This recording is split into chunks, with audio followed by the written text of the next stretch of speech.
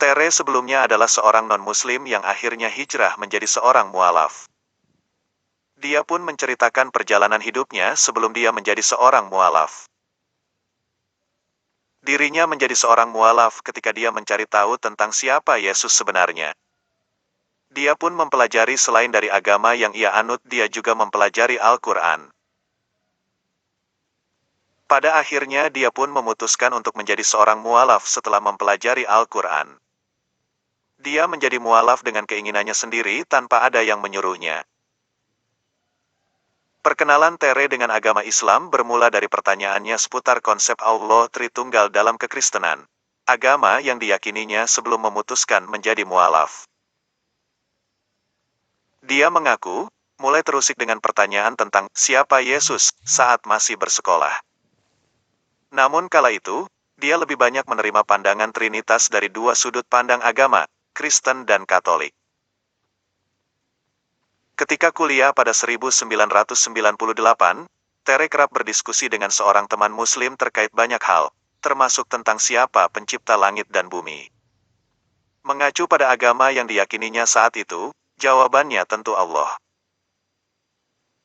Namun dalam kekristenan juga ada pemahaman terkait konsep Trinitas, di mana Allah adalah 3 pribadi.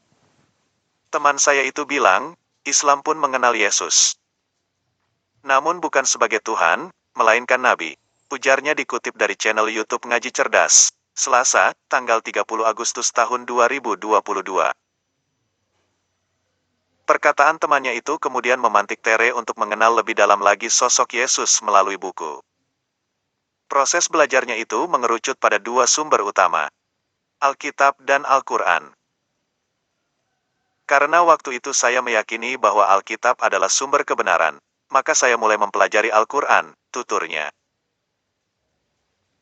Dari surat Al-Ikhlas, pemilik nama asli Teresia Ebenna Ezeria Pardede ini kemudian mempelajari surat An-Nisa ayat 157-158.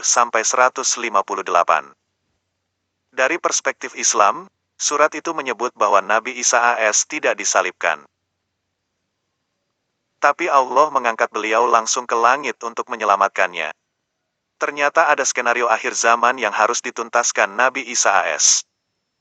Masya Allah, kata sang penyanyi menambahkan. Pencarian Tere seputar, siapa Yesus akhirnya terjawab ketika dia membaca An-Nisa ayat 171.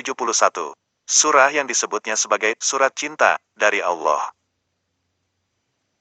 Isi ayat tersebut kurang lebih begini.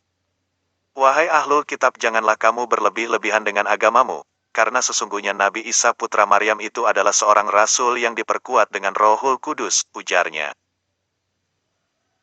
Dia menambahkan, jadi jangan katakan bahwa Tuhan itu 3. Allah itu Al-Ahad yang artinya Maha Esa, bukan Trinitas. Setelah mendapat jawaban dari pertanyaannya selama ini, maka Tere resmi bersyahadat pada tanggal 2 September tahun 2000.